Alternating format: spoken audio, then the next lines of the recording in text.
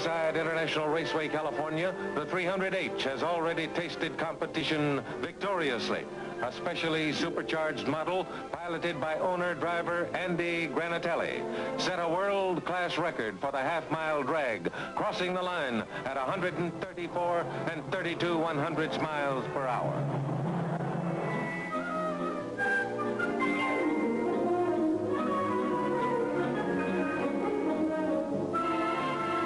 The post-war phenomenon of motorsports has grown to giant size. Millions of spectators, hundreds of thousands of participants.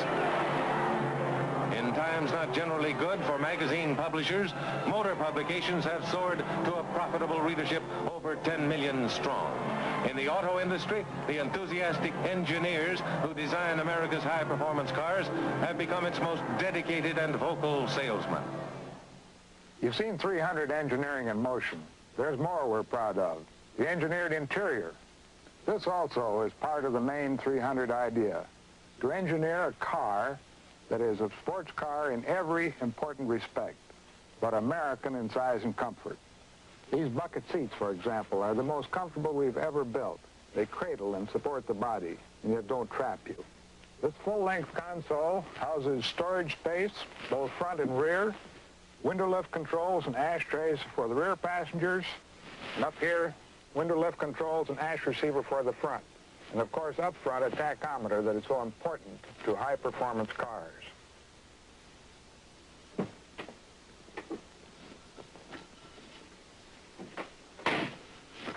If you're interested, let's examine some of the features of the 300H's high-performance engine. And some of them are the private property of the 300H. High-performance engineering begins simply enough with getting the maximum air-fuel mixture into and out of the cylinders. So let's start with the air cleaners. We use two air cleaners, both much smaller than ordinary air cleaners. The filter, however, is still there. Most air cleaners have a big dead air space around the filter for silencing. By eliminating this silencing baffle, we speed up the flow of air, and incidentally, that produces part of the throaty sound of the sports car. Under the air cleaners are two carburetors, each with 4 barrels, one in effect for each cylinder. These feed into a special log-type manifold, which the cylinders draw the air-fuel mixture family style. Look at it from the front. The air cleaner, the carburetor, and the manifold give a fast, plentiful, nearly direct flow of air to the cylinders. To get the most air-fuel mixture from manifold to cylinder, you have to keep the intake valves open as long as possible. And that's what a racing camshaft does. When the long side of a cam pushes on the lifter, the valve opens. The long side of a race cam is fatter than that of an ordinary cam, so the valves stay open longer in each revolution that the camshaft makes. Okay, you drive.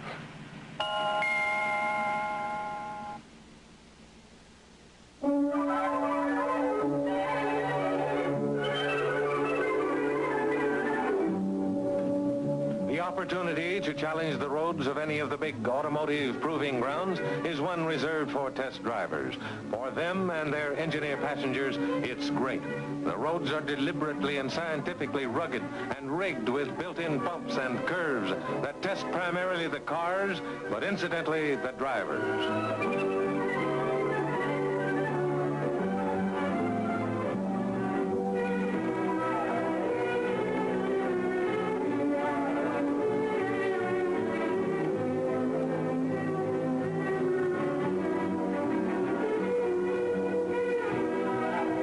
Ahead, a test car holding an assigned steady speed of 50 miles per hour. Power to pass quickly is one measure of high performance. Nimble, obedient acceleration and agile handling to put a car instantly where the driver wants it.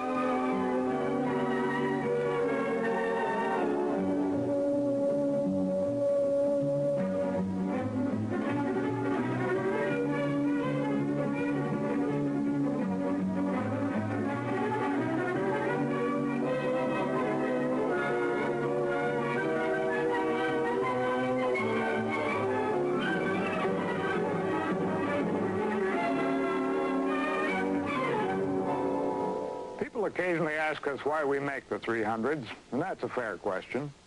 It's not a high-volume car. Consequently, as a matter simply a business, not always a profitable car to build. But we measure its importance to Chrysler and Imperial in some terms that are just as valuable as profit. We are a company built on engineering mastery. The 300 gives us an all-out engineering car. It has put real fire and spirit into the whole job we do with every line of Chryslers and Imperials. Now you've been driving or watching the 300 on our proving grounds, where with a little planning, anything goes safely. Most 300 owners, unless they participate in controlled sports car events, can seldom drive as rapidly or venturesomely as this.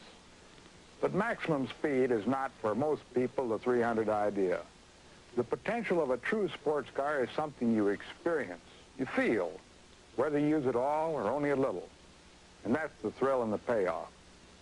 And it's something no one realizes until he tries it. Put it this way. If you yourself are capable of lifting 150 pounds, it's a snap to lift 25 pounds. More fun, certainly, than lifting the whole 150. Something like that explains why it's fun to drive a 300, even at 25 miles per hour.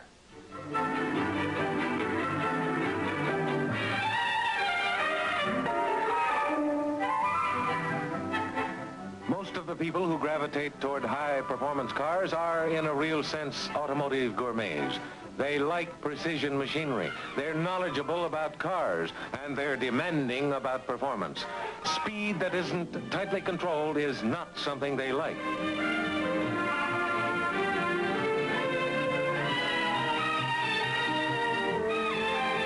The sports car man takes a drive in the country, not a ride. He enjoys a unique kind of identification with his car, with the whole business of motion and power.